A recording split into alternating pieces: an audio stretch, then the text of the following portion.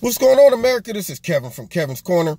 And if you are an inmate on death row in California right now, you're excited.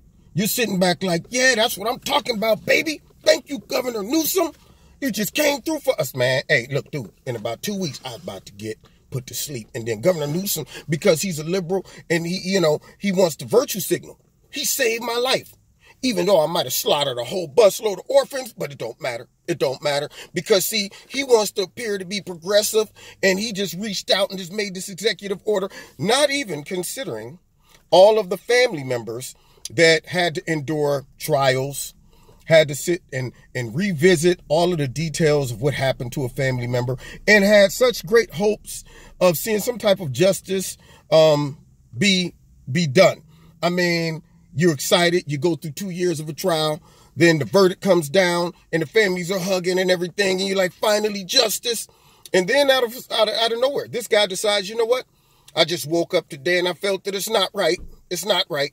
And I'm going to go ahead and get rid of the death penalty. Now, understand, first of all, if you, for whatever reason, happen to land on death row, most of the time, now there's been some mistakes, but most of the time you got there and you deserved it. You did something. This ain't one of those, I just was jaywalking, man, and I'm about to get put to sleep. Or, man, vehicular homicide, man, I just accidentally ran over somebody, and then all of a sudden they put me on death row. If you're on death row, you probably worked hard to get on death row. And these people who just decide that, well, it's not right, well, that becomes relative. See, to you, if you never experienced somebody who is heinous and malicious and did something to one of your family members, you might be in a position to go, well, I mean, it doesn't seem fair. We're all human, and so on and so forth. But if you're a family member who lost someone from somebody who was just straight evil and vicious and decided, I'm going to kill this person for whatever reason, then you're saying, put that person to sleep. Okay. Yeah. See, life for life. If you get yourself put on death row, you probably killed somebody, if not multiple people. So now this guy decides that he's going to just eliminate the death row. And he didn't even grandfather the other ones in. All right, we're going to start after all of these people get the death penalty moving forward. Now, we're not going to do it from this point on. No, he just said, okay, everybody, you're good. So now all of a sudden, everybody in California that's on death row, and if you're in California and you're on death row, you probably did some bad stuff. But now they're good.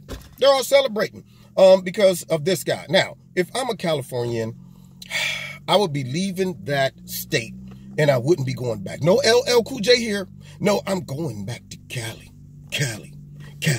I'm going back to Cali. Man, I don't think so, because California has lost their mind with liberalism. And that's going to encourage some people. Let me tell you, death row is a deterrent. I mean, in fact, any type of consequence for crime is a deterrent. I mean, when you look at China, last I checked, I had a friend, a teacher that I worked with from China, and this was many years ago. And she was talking about how China has only 1% crime. Now, this was, like I said, many years ago. I don't know if the statistics are right or if they're still what they are. But I suppose she knew what she was talking about. She was from there. But she was saying how they have a very low crime rate, but all those billions of people. And I'm thinking, how in the world can that be? Because in America, we got like a fraction of those people and like 40-50% crime rate. What's going on here? Well, the deterrent. In China, she was saying that everybody is guilty and have to prove themselves innocent, which I don't believe that should be the case. But say a room full of people, you walk in, there's a bloody body. They would say, okay, all of y'all are guilty. Start proving that you're not guilty. But secondly, soon as you're found guilty, if it's a death penalty offense, they don't waste no time. You don't get to appeal 18 times, ride it out for another 20 years to where you're so old, you're ready to die anyway. You're sitting there like, is it about time?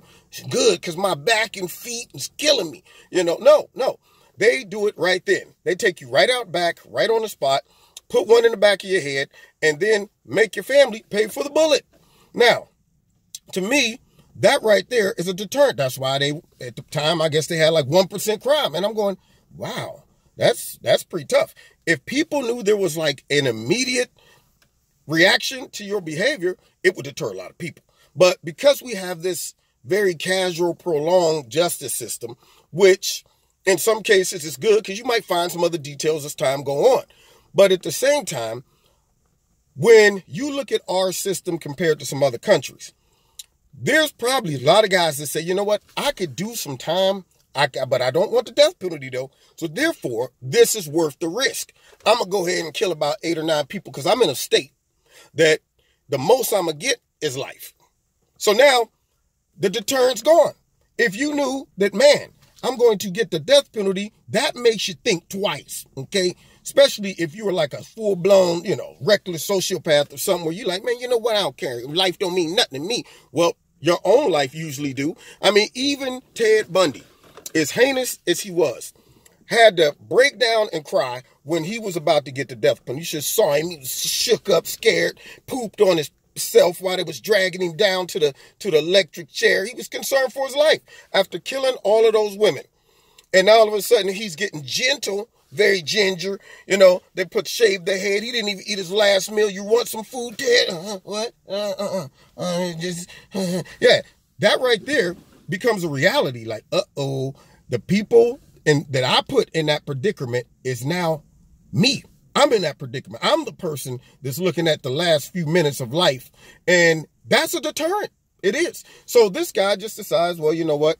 For whatever reason, we just gonna scratch that. I would be livid if I was a family member who took so much consolement in the fact that I felt justice had been done. This man now is overriding all of those verdicts, all of them. So all those families, I guess, just gotta go, what do we do now? I mean, that is, in my opinion, extremely selfish. I don't even know if he read all of the cases of those 700 and something people. Some of that stuff on there, if you read it, you might go, yeah, that brother right there, he got to go. And this, oh man, he killed a heap of people. He got to go. I don't even think he read them all. Just, you know what? Whatever they did, it doesn't matter. Let's just go ahead. And that's the problem with liberals, because in their mind, everything should be like a utopian society. I once had somebody tell me, you know what? There's never a reason to kill someone. It's never, no, or to torture someone. I said, really? I said, so it's never a reason to kill someone? No, I could never do it. I said, now see, there you go. Talking reckless. You don't know what you could and could not do.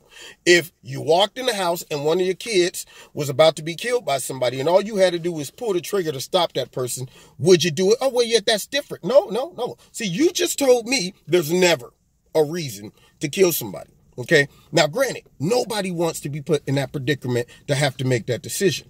But at the same time, when you got people out there in society that is walking around basically as pure evil manifested in the body and they're killing people, at that point, you ain't giving me much to work with here, and it ain't like you're going to be remorse if you just kill 7 or 8 people. So rehabilitation probably isn't going to work. So why even prolong things? All right, make it happen. But not in California now. So anyway, it is what it is. Maybe next time voting come up, get the guy out of there, and maybe things might go back to a little bit of normal. Anyway, God bless you. Find me 7:30 in Kevin's Corner on YouTube. Check me out, my live radio blog talk show. The links are on the bottom. Don't forget to hit like, share, subscribe, and the notification button. And check out Extreme Tees. The link is in the bottom. They sell excellent clothes. Click on that link, put my name in the promo code Kevin. You'll get a 20% discount.